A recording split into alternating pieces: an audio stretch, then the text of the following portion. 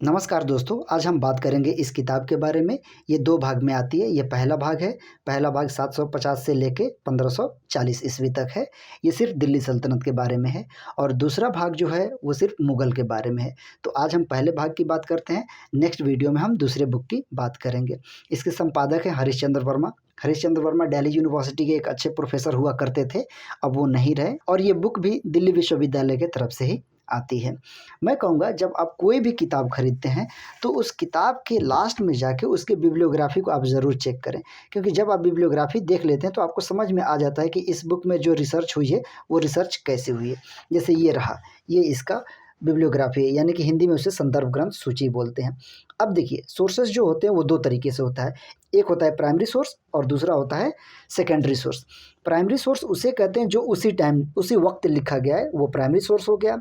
और primary source को माध्यम बना के जो रिसर्च किया गया है तो वो सेकेंडरी सोर्स हो जाता है। यानी जो उसी टाइम लिखा गया वो प्राइमरी सोर्स हो गया और आजकल के जो इतिहासकार या राइटर जो लिखते हैं वो सेकेंडरी सोर्स हो गया।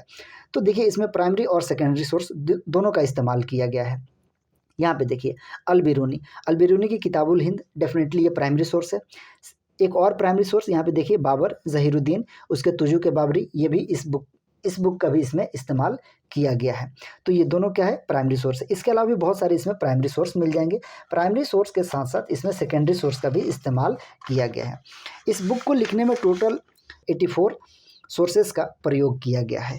तो नो डाउट इस बुक में तो रिसर्च बहुत अच्छी हुई है, इस बात से इनकार नहीं किया जा सकता है। अब मैं इसके कंटेंट दिखला देता हूँ, आप कंटेंट देख लीजिए। कंटेंट देखेंगे आपको ये बुक बहुत पसंद आएगी डेफिनेटली।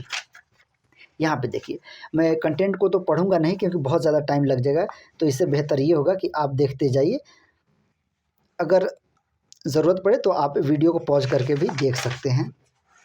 ये देख लीजिए, मैं आपको कंटेंट अभी दिखा देता हूँ। आपको कंटेंट क्लियर दिख जाएगा। यहाँ पे देखिए, मैं थोड़ा सा नज़दीक कर देता हूँ। ये देखिए, ये कंटेंट है, ये कंटेंट देखते जाइए। ये है कंटेंट। अगर ज़रूरत पड़े तो आप वीडियो को पॉज करके भी पढ़ सकते हैं कंटेंट सारा। ये देखिए,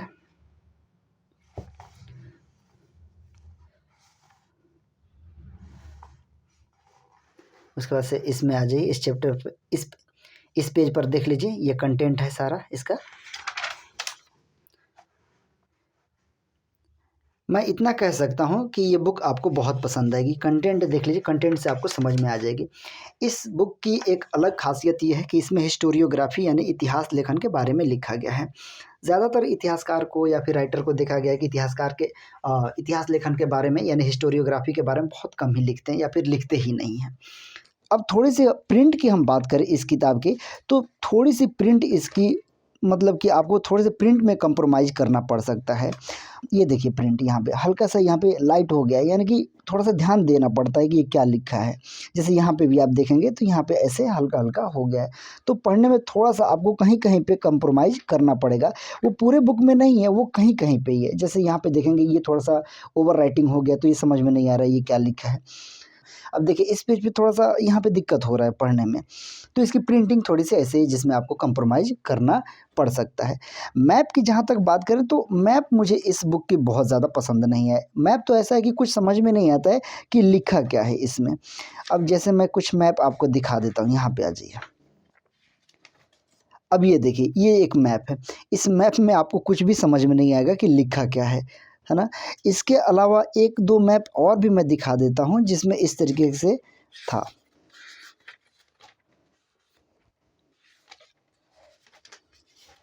ये देखिए, ये मैप है। इसमें भी आपको कुछ भी समझ में नहीं आएगा कि ये है क्या? ये मैप देखिए बिल्कुल भी ब्लर हो रखा है, तो समझ में नहीं आता है। तो प्रिंट में कहीं-कहीं पे और मैप में थोड़ा-सा आपको कंप्रोमाइज़ करना पड़ सकता है। अब इस बुक को पढ़ते टाइम मुझे कुछ मिसप्रिंट कह लीजिए या फिर गलती कह लीजिए, वो मुझे दिखा था, तो मैं दिखा देता हूँ। जैसे यहाँ पे देखिए, यहाँ पे मिसप्रिंट हुआ है। कह रहा है, एक्चुअली ये लिख रहा है कन्नौज के लिए जो त्रिकोणीय संघर्ष हुआ है उसके बारे में लिख रहा है। अब देखिए यहाँ पे क्या कह रहा है, मैं पढ़ के आपको सुना देता हूँ। संभवतः चक्रा युद्ध तथा धर्मपाल के आमंत्रण पर राष्ट्रकूट गोविंद तृतीय ने उत्तरी भारत का विजय अभियान शुरू किया और 809 या 810 के आसपास नागभट्ट को पराजित किया। यहाँ पे देखिए एक्चुअली ये लिखना चाहता था 809 से 810, लेकिन बाय मिस्टेक 910 कर दिया है, मैंने इसको सही बनाया है यहाँ पे, तो ये एक मिसप्रिंट हो सकता है। आगे देखिए यहाँ पे, देखिए अब यहाँ पे मुझे नहीं पता कि राइटर से गलती हुई है या फिर प्रिंटर से, लेकिन जिससे भी गलती हुई है ये बहुत बड़ी गलती, ये ब्लंडर हो गया है। कह रहा है अजय राज का उत्तराधिकारी अर्णोराज लगभग 1133 ईस्वी एक महत्वपूर्ण शासक हुआ। उसने अजमेर के निकट सुल्तान महमूद की सेना को पराजित किया।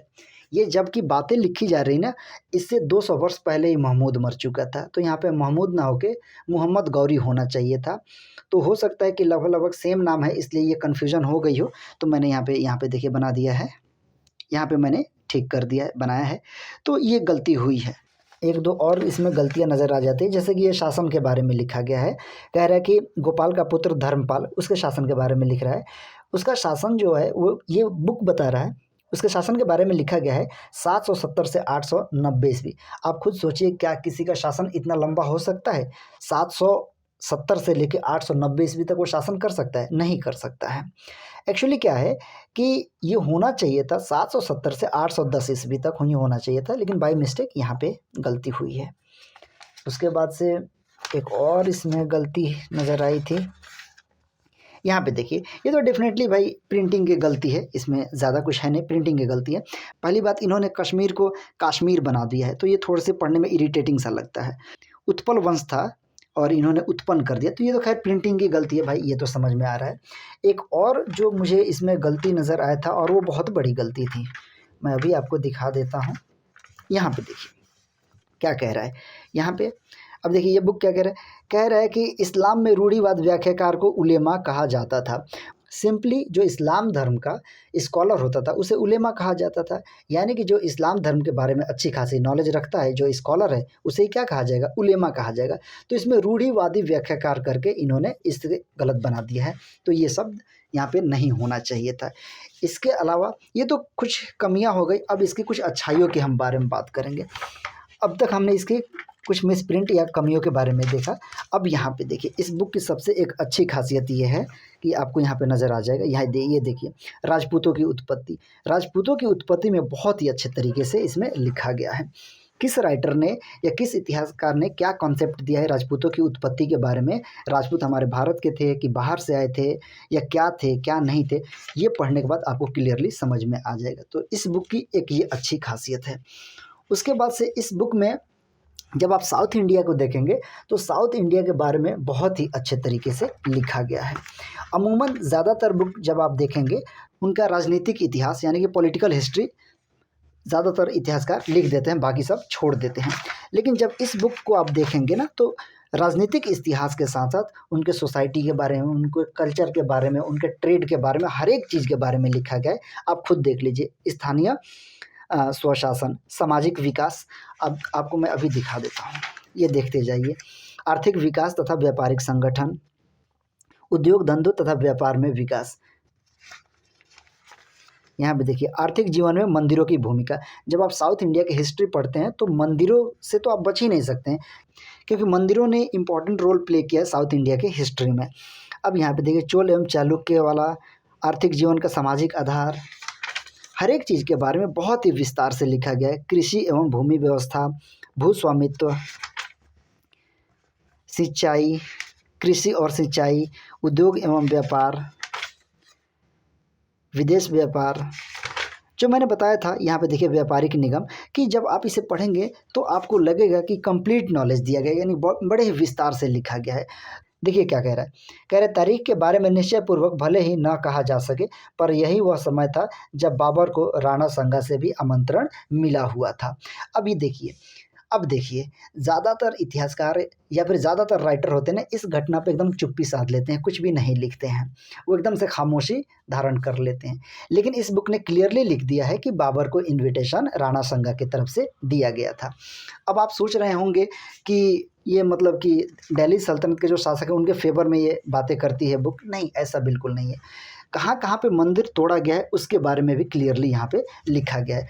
ये किताब जो है बायस्ड बिल्कुल नहीं है, ये एक अच्छी किताब है। अब देखिए जब इसको पढ़ेंगे तो आपको डीप नॉलेज हो सकती है। अब हम बात करते हैं इसके भाषा के बारे में, तो इस किताब के भाषा की हम बात करें तो नो डाउट इसकी लैंग्वेज जो है बहुत आसान है, आपको पढ़ने में कोई दिक्कत नहीं होगी। अब बात आती है कि ये किनके लिए अच्छी बुक है। देखिए वैसे आप इतिहास की जानकारी लेना चाहते हैं तो आपके लिए ये ठीक है। इसके अलावा आप TGT, PGT, net, JRF, assistant professor की तैयारी करते हैं तो ये बुक आपके लिए बहुत अच्छी है।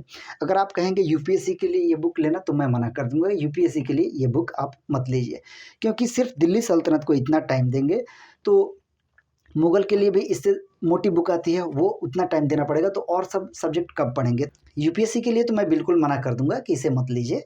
यूपीएससी के लिए सतीश चंद्र की जो बुक आती है मध्यकालीन भारत, वो सफिशिएंट होती है ना, क्योंकि यूपीएससी की तैयारी में आपको टाइम का भी ध्यान रखना होता है। तो आज के लिए इतना ही। अगर वीडियो आपको पसंद आया है तो इस चैनल को सब्सक्राइब कीजिए, और नेक्स्ट वीडियो में मिलते हैं, किसी और बुक के हम रिव्यू करेंगे, और मैं बिल्कुल ऑनेस्ट रिव्यू करता हूँ। और ठीक है, आप चैनल को सब्सक्राइब कर लीजिए। धन्यवाद।